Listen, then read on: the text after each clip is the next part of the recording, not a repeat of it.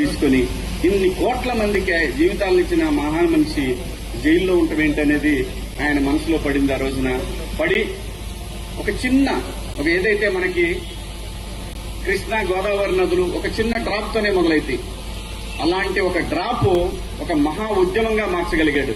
ఆ మహా ఉద్యమమే ఆ నాయకుడు చంద్రబాబు గారు బయటికి రావడానికి అంతమంది జనాలు, అన్ని కోట్ల మంది జనాల యొక్క ఒక వైబ్రేషన్ ఆయన బయటికి రావడానికి కారణమైంది. ఆ కృతజ్ఞత భగవంతుడికి ఏదైతే తను మాట ఇచ్చాడో, మా నాయకుడు ప్రజల మనిషి బయటికి రావాలని కోరుకున్నాడు. ఆ కోరిక మేరకు ఆ భగవంతుడు కరుణించి ఆ రోజున బాబు గారికి బెయిల్ రావడం, బయటికి రావడం, ఆ తర్వాత ఏం జరిగిందో మీరు అందరూ చూశారు.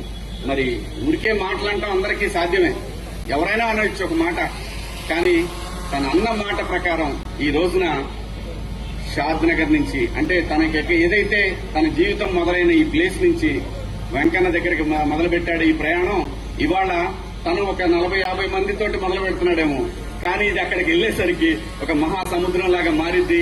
మనందరం చూస్తాం. నేను కూడా వస్తాను నీతో అన్నాడు. నువ్వు కాదబ్బాయి, నువ్వు అక్కడ రావచ్చు, నువ్వు బయలుదేరే దగ్గర ఉంటే చాలు అని అన్నాడు. ఎందుకంటే ఇది తను చేసేది దేని గురించి? తనకి లాభం లేదు, దీంట్లో తనకు వచ్చేది లేదు. డైరెక్ట్ గా ఇక్కడి నుంచి బస్కి వెళ్ళిపోయి శుభ్రంగా ఫ్లైట్ కి వెళ్ళిపోయి దర్శనం చేసుకుని రావచ్చు.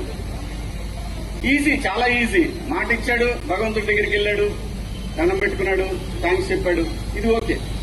కానీ అలా కాదు. తను ఏదైతే అనుకున్నాడో అనుకున్న మాట మీద నిలబడాలి అనేది ఒక సంకల్పం ఏదైతే ఉంటుందో ఆ మనిషి ఇప్పుడు మనం చూస్తున్న ఈ బండ్ల గణేష్ గారు ఇంకా ఎక్కడో చూస్తాం, మనం ఇంకా వేరే లెవెల్లో చూస్తాం. ఏ మనిషికైనా అంతేనండి, నాట్ ఓన్లీ బండ్ల గణేష్ గారు, ఎవరైనా సరే ఇక్కడ నిజాయితీ ఉండాలి. ఇక్కడ నిజాయితీ ఉంటే నేచర్ మనతో వస్తుంది, సమాజం మనతో వస్తుంది. అలా గణేష్ అన్న ఈ రోజు మొదలుపెట్టినటువంటి ఈ ప్రయాణం మనం చివరి వరకు కూడా వెంకన్న తోడుగా యావత్ 2 రాష్ట్రాల తెలుగు ప్రజలు ప్రపంచంలో ఎక్కడైతే ప్రపంచవ్యాప్తంగా ఒక ఉద్యమాన్ని క్రియేట్ చేయగలిగాడు ఆ రోజున, ఆ ప్రపంచవ్యాప్తంగా ఉన్న తెలుగు ప్రజలందరి ఆశీస్సులు గణేష్ అన్నకుంటాయి. మా అందరి అభిమానం తోటి ఆయన ఎటువంటి అడ్డంకులు లేకుండా స్వామివారి దగ్గరికి ప్రయాణిస్తాడు. స్వామివారి దర్శనం రోజున ఖచ్చితంగా ఎక్కడున్నా సరే నన్ను కూడా భగవంతుడు అక్కడ దాకా తీసుకెళ్లాలని కోరుకుంటున్నాను.